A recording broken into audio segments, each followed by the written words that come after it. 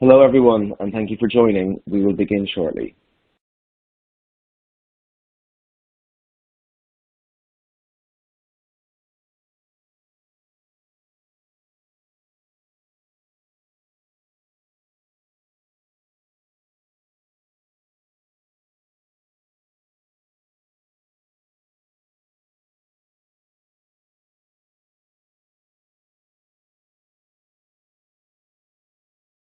Thank you everyone for joining. We will begin shortly.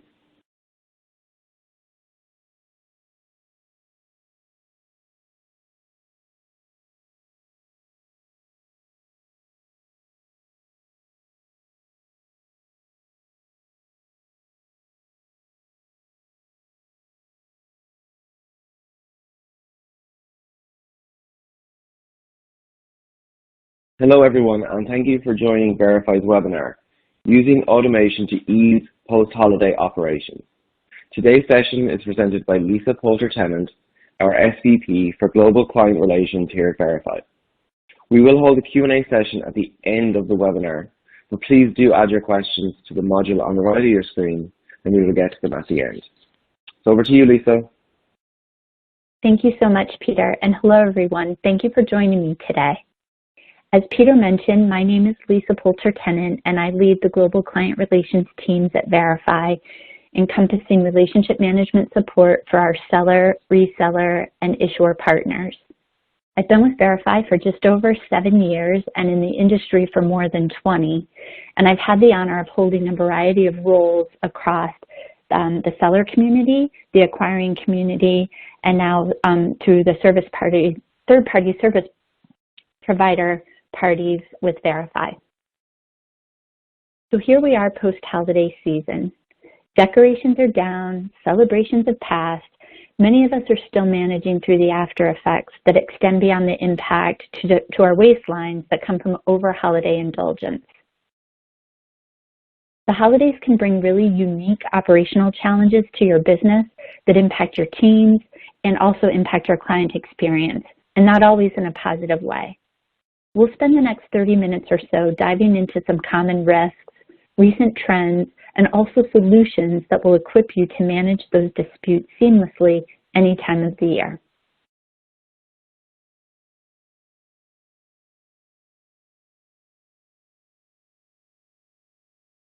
It's not new news that spending increases prior to the holidays, nor is it new news that there's a trailing increase to disputes in the months that follow.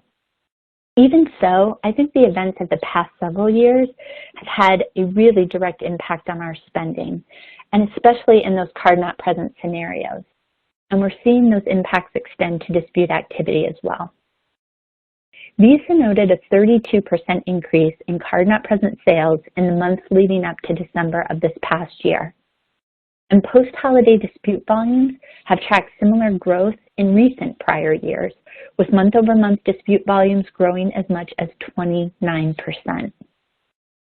When we look at dispute trends over the past several years, we're also observing post-holiday dispute increases that trail out as far as May, which is well after the glow of the holidays has been replaced with the realities of the new year.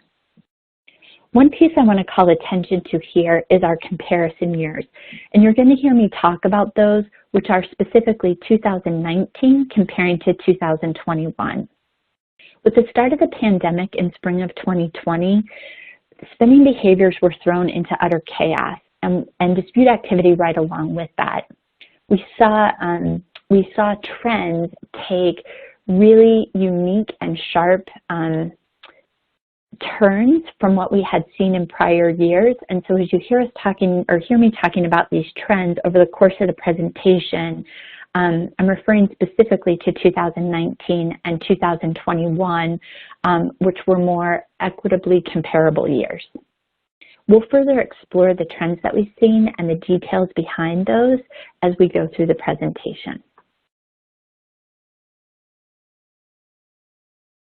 Disputes bring a host of challenges for sellers, and post-holiday disputes in particular, and the spikes that are associated with those can really intensify those challenges and strain your operational processes and resources really almost to the breaking point. That can result in a number of impacts to your business, financial loss in particular. And when I talk about financial loss, it's not just as it relates to dispute losses. It can also be the result of over-refunding, causing you to put more funds out than you actually need to. We'll dig into that in a little more detail shortly. These impacts can also result in delays in responding to client inquiries and requests for refunds, and that can also contribute to a spike in disputes. If you find that your resources are stretched by increased volumes following the holidays or leading up to, during, and following the holidays, that has an impact not only on your team's ability to get the work done and to do it well, but also in your responsiveness to the customer.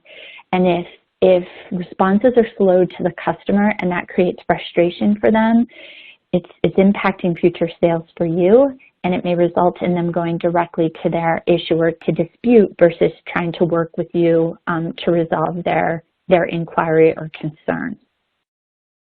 All of these activities, if left unchecked, can put your brand and even your processing accounts at risk. You might find yourself on a chargeback monitoring program with one of the card brands. In the event that that occurs and extends, that could lead to reserve funds being held by your processor. And in extreme cases, if you're not able to rectify the issue, your processor may choose to terminate your processing account, which could basically eliminate your ability to accept payments. So all of these are incredibly important impacts that we want to make sure we work through how you can best mitigate the potential risk to your business, while keeping in mind that it is so critical to work through those solutions and execute in a way that ensures that you continue to deliver the best possible customer experience.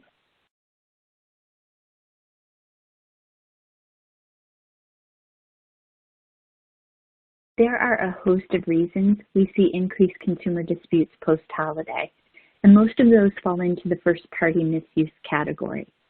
For those of you who have been in payments for a while, like myself, first-party misuse is a rebranding of the well-known term friendly fraud. I'm thinking I may have just shaved a generation or two off of myself, or I may have just mortified my teenage daughters. Either way, let's drill in a little bit more to the why. The adrenaline rush of buying for others can result in a harsh reality check when billing statements arrive with growing balances. And as the screen reflects, there are multiple reasons why consumers may choose to dispute. I think what's really important here is knowing to equip your teams to take proactive steps to help mitigate disputes before they occur. And there are a number of ways that you can do that. I think communicating clearly and frequently with your consumers is a great place to start. That can include sending order confirmations, and within those order confirmations, including things like purchase details, shipping information, so you're setting your customers' expectation for when they can expect to receive their materials, as well as multiple ways for them to get in touch with you in the event that they need support. Sending follow-up communications that keep clients informed of shipping or refund statuses and reminders around when scheduled billings are going to take place is also critical. I think this one has become really even more meaningful or more important as sellers have experienced supply chain disruptions through the pandemic that are driving sometimes significant delays in order fulfillment. So as you are taking the opportunity to keep customers informed of where their order is, when they're expected to receive it, what the associated billing activities are there, the more that you're communicating to them proactively, the less confusion there's going to be. And that's critically important in scenarios where the customer is paying for their purchase up front before the product is shipped.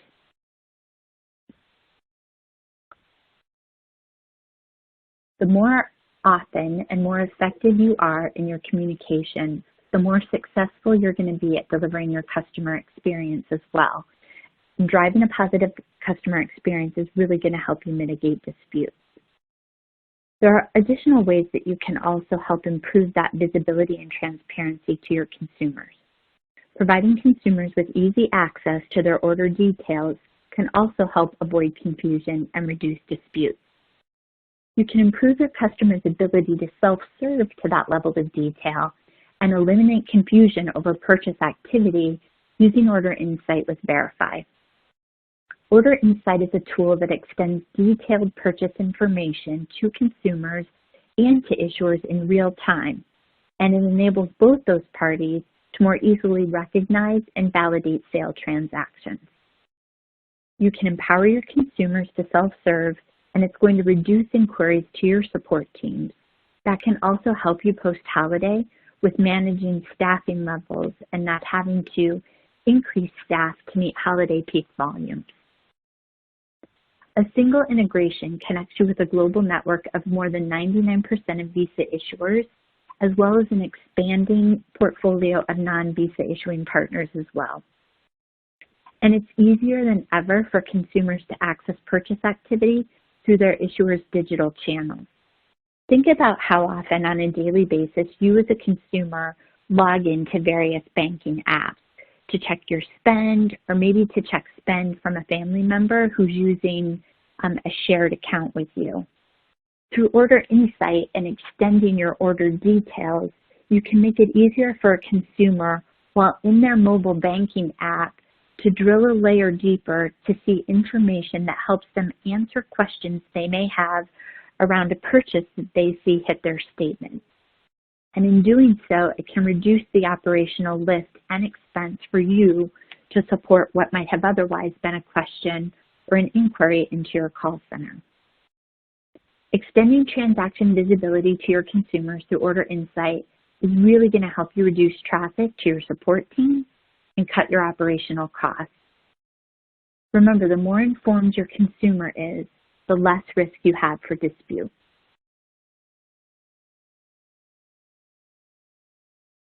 We touched earlier on the 32% increase in sales and corresponding increases in disputes of upwards of 29%. I think this slide is a really great visual of not only dispute trends that capture post-holiday dispute behavior, but also the impact the pandemic had on disputes starting in 2020 that is carrying through into 2021. You can see dispute trends in 2019 and 2021 followed very similar trajectories. So just to call out there, the blue line, which gives us 2019, look at that growth in dispute counts from 2019 to 2021, which is the gray line up above. They follow very similar trajectories, but it just shows the exceptional growth in dispute activity over that 3-year period.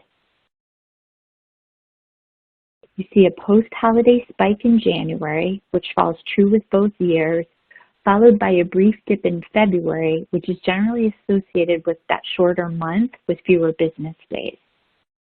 But there's a post-holiday peak that really continues, right? It almost like it rebounds in March as consumers continue to manage through the effects of holiday spending on their finances. And then right about that time, tax returns start to hit and consumers experience a short-term increase in expendable funds. And you can see that post-March, right? Post-March into April, May, there's a little bit of a dip, not much of a dip. But I want to call your attention to the orange trend line, which distinguishes the extreme uptick in disputes that we experienced from February through May of 2020, which was really when the pandemic was starting to hit hard. That's where we saw disputes peak and then level off at higher than normal volumes. And you can see as that orange trend line carries into 2021 behavior, we came into 2021 at peak dispute levels like we had never seen. It's been an exceptional impact on the industry for sure, and one that we're continuing to track and monitor. And it drives home the need for dispute mitigation solutions and services like no other time. So you can see, looking at the trend graph there, 2020 was truly an anomaly, and we saw right at the beginning of the pandemic, particularly as things shut down and travel plans came to a screeching halt, and folks were scrambling to address what that meant for them, as they had charges on their statements for travel and entertainment that they were no longer able to take advantage of. You can see it really drove that spike upwards in 2020, and as we mentioned, continued into 2021. So just tying it back to our comparative, our comparative position, that 2020 activity being such an anomaly is why the comparisons that we're making throughout our discussion today are really focused at comparing 2019 trends to 2021.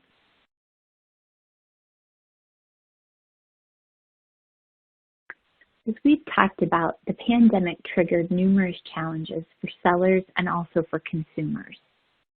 Quarantines forced us to shop differently, forced us to communicate differently, forced us to travel differently, or not at all, and with little time to prepare or really even to react to the impact to our businesses, to our staffing, supply chains, and more. And the impact of it all was really swift, and it was far-reaching. When you think about supply chain delays, it was much more far-reaching even than toilet paper and paper towels. Although I know that was incredibly painful and well televised for a lot of folks. But you think about the number of folks who had placed orders for custom things or items requiring payment in advance, and suddenly the distribution of those items came to a screeching halt. So folks now had made financial investments in items that they had no idea or expectation for when those items might arrive.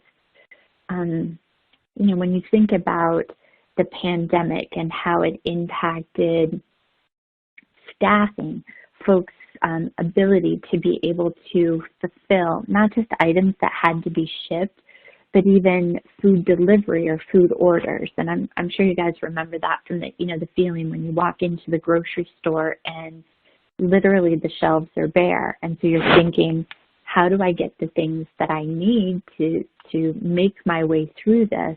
And it really resulted in folks pivoting in ways that you might not have expected, right? I think about increased card not present shopping. There are a lot of us for whom card not present shopping was a way of life before the pandemic. But think about the generations of folks for whom it wasn't. And suddenly they were pivoting and shopping in a card not present environment, which put increased demand not only on fulfillment, but also on how companies were pivoting to figure out how do they support this increased demand? How do they support these consumers who might not be used to shopping in this capacity? And how do we support and manage through disputes when they happen? Folks couldn't get to work. Many people couldn't access their systems, and it created this tidal wave effect, but also a lot of opportunity along with it. And I think, as we look at the impact that the pandemic had, in particular on disputes, what it really brought to the forefront for us was there are creative ways and tools and solutions that sellers can take advantage of that can help them manage through dispute impacts, whether it's post-holiday, post-pandemic, or otherwise. And I'd like to shift now to talk a little bit about rapid dispute resolution and how that tool can also help you manage through post-holiday and global impacts. We talked earlier about proactive strategies that you can put into place, right, to help mitigate disputes and improve customer experience. We were talking specifically about having a strong order authentication protocol in place at the point of sale and opportunities through communication and order insight to make transaction detail easily accessible post-purchase for your consumers. Even with those strategies in place, disputes can still occur. And so it's really important to make sure that as you're putting your dispute mitigation strategy together, that you are looking end to end in the transaction process flow for opportunities and areas where you can employ strategies to really help you manage and reduce risk and support a really positive overall customer experience. So as I think in particular, as a global seller, as you are expanding your business into multiple markets, as you're taking on new currencies and new cultures and understanding how to manage operations and customer engagement in those types of environments, it's really important to make sure that the tools and the solutions that you're employing to manage your business, to manage your risk, really fit well into your global expansion plans and execution.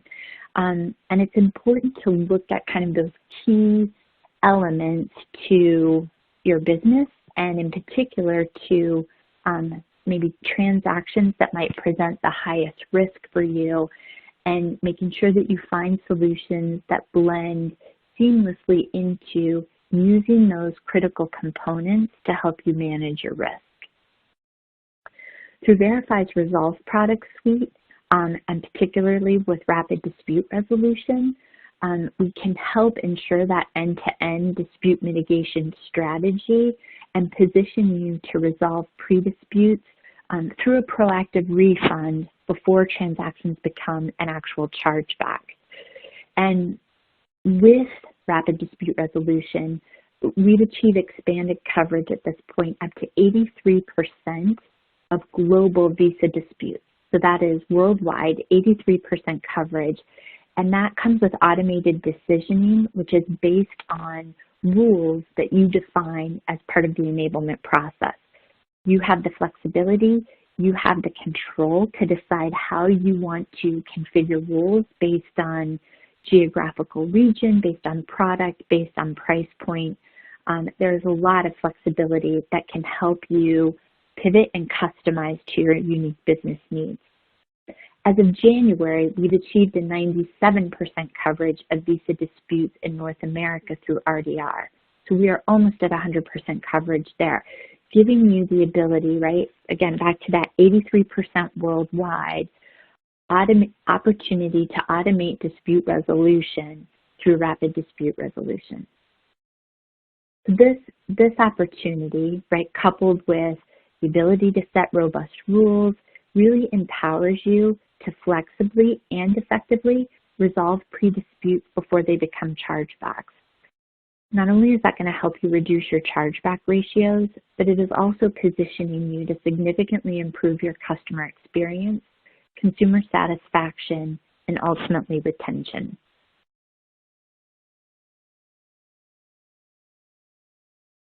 I'd like to spend a little bit more time here focusing on the benefits of data transparency and resolution through refunding and automation.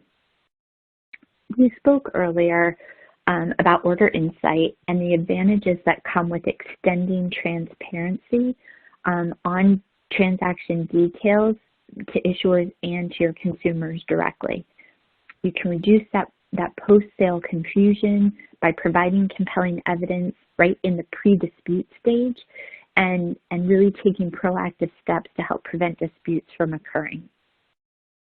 Those are great sort of proactive dispute strategy tactics in that pre-dispute phase.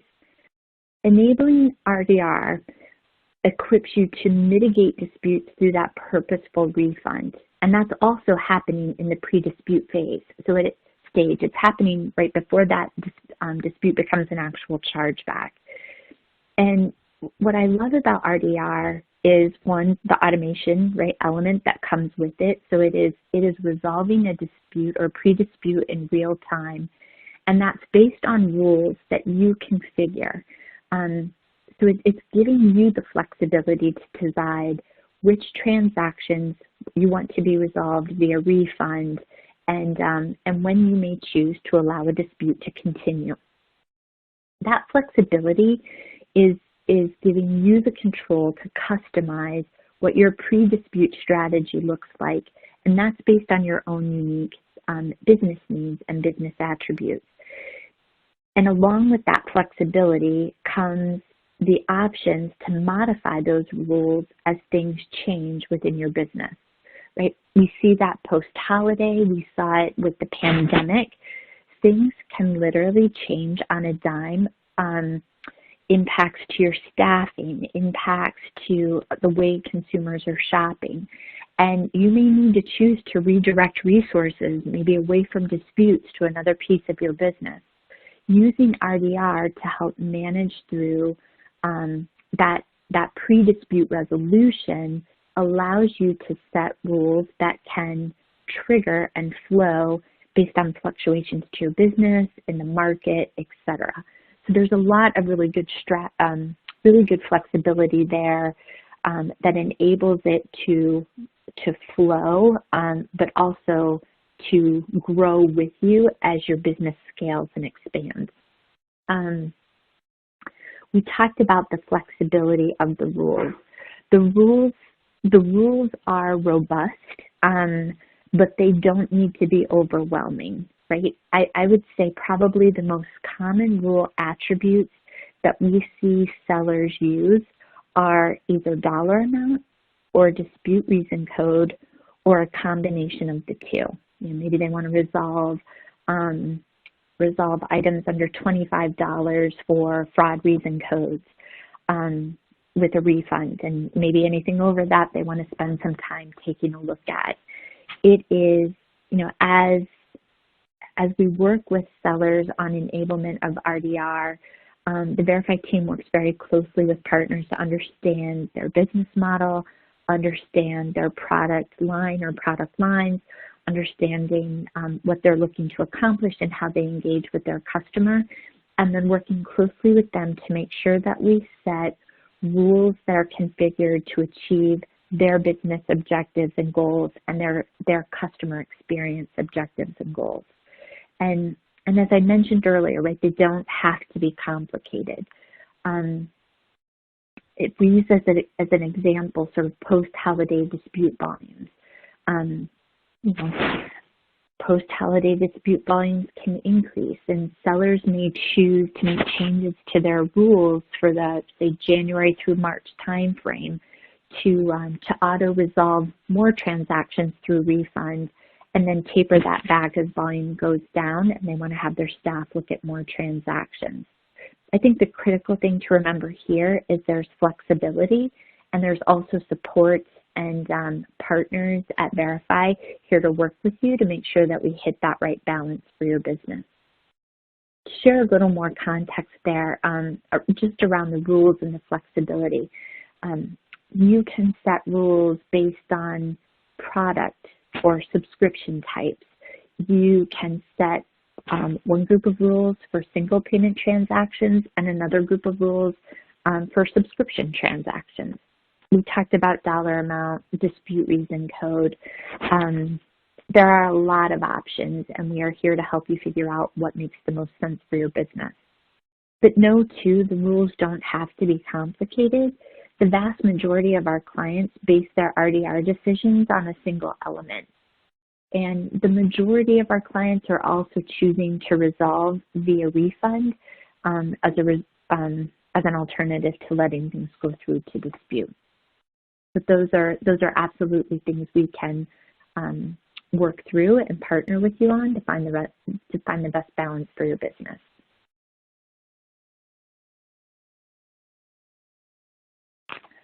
So let's wrap this up. And in the spirit of holiday or post-holiday, we will put a proverbial bow on it, or at least I will attempt to. We've talked about card-not-present spending and how it continues to show very favorable growth, especially as we continue through this pandemic environment that we're in. And we've seen that corresponding dispute activity is inevitable and continuing at those growth rates as well.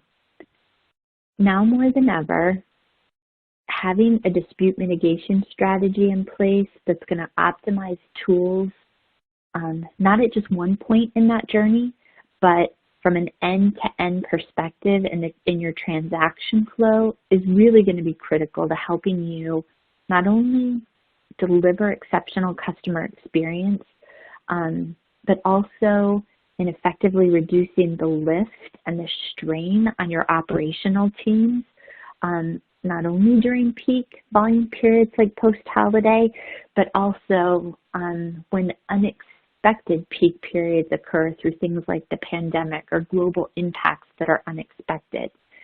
Being proactive and having a preventative strategy in place are the absolute two best ways for you to equip yourself to successfully manage through unexpected events like what we've seen over the course of the last couple of years. Automation through Order Insight and also through Rapid Dispute Resolution are two tools that will enable you to achieve optimal client engagement, dispute mitigation, and revenue retention, helping you achieve your business goals.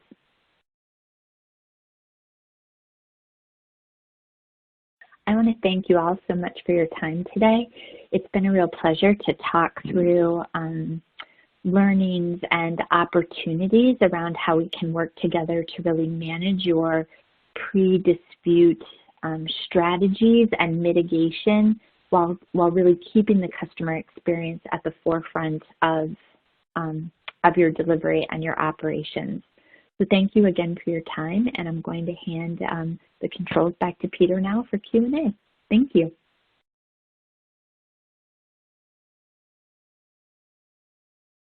Thank you, Lisa, for your time today and for your expert insight. We're going to open up our Q&A section now. So folks on the line, please do continue to send through your questions and we will get through them. We already have a few lined up, so let's just jump straight into it. Lisa, you mentioned the importance of transaction transparency. What specific information does Order Insight provide to the customer? Great question. Thank you very much, Peter. Order Insight gives sellers the opportunities to pass through compelling evidence right at the point of pre-dispute or when customers are making those initial inquiries, both to their issuing bank through the call center or when they're looking for additional details through those digital engagements, online banking and mobile banking.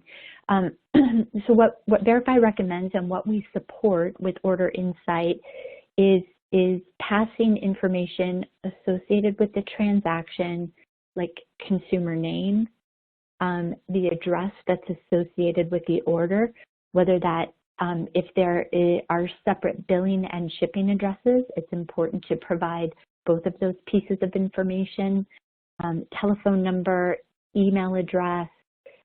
We also encourage that you send the length of time, so maybe the date that the customer opened their account with you, and the volume of prior orders, or if there were any prior refunds associated with the transaction that's being inquired. And then in addition to that, we look at items such as if you have an IP address, if there's a device ID associated with the transaction, if there was 3D secure authentication, certainly not providing the authentication, but just referencing the fact that that occurred. Those are all good details to include to help the issuer understand that to help the issuer tie that transaction back to the consumer that they have on file for the card that was used. Thanks, Lisa. Another question related to Order Insight data. Does the data show up on paper billing statements as well, or is it really only just for the digital banking apps? Yeah, and another great question. So that transaction detail is visible to issuers through what we call the Visa Resolve Online system. So that's the Visa system that issuers are using to access pre-dispute information. For non-Visa issuers, it's available to them through their integration with Verifi. So they are able to see that information in their systems. And then as we discussed earlier, issuers can make that information available to their consumers via online banking or mobile banking. It is not supported on statements, which has, we'll say, limited real estate, but are certainly encouraged for those other venues of use. Great, thank you. One question about RDR. We discussed the rules during the webinar. Can you delve a little bit deeper into just like what kind of rules you can set up within RDR? Yeah, there are a number of rules that that folks can configure, and we had talked previously about the top 2 rules that we generally see employed, which are by dollar amount. So we see that folks are often choosing, you know, if they don't accept or resolve 100% of transactions through RDR, they may more often choose to accept transactions under a certain dollar threshold, and then for those that fall at higher thresholds, they may choose to review or potentially represent those transactions. In addition to dollar amount, I would say the next most common rule set that we see is reason code, and so that enables sellers to choose if they want to respond, say, differently to fraud-related reason codes versus non-fraud related reason codes. So I would say those are the 2 primary ones that we see put to use. There are a number of others that are available for use, including by issuer, and then certainly setting certain rule sets for the way you're configuring your account or product and merchant types. Got it, thank you. We have a question here around the resolution of pre-disputes. And one question came through: do we have a product that allows their business to prevent a chargeback? And I think this specifically speaks to resolving pre-disputes. Could you walk us through what a pre-dispute exactly is, and at what stage it is resolved, and what the downstream impact is in terms of chargebacks and dispute ratios, please? Sure. Specific Bit of a loaded question. Specific to rapid dispute resolution? Yes, please. Okay. Thank you. I just wanted to make sure I was following the question correctly. So when I refer to pre-dispute, what I'm saying there is that the request has come in from the consumer to the issuer to initiate a dispute. And the issuer, in this case, I'll focus on Visa since we're focused primarily on rapid dispute resolution. So in that case, the Visa issuer has entered the dispute information into Visa's V-roll system,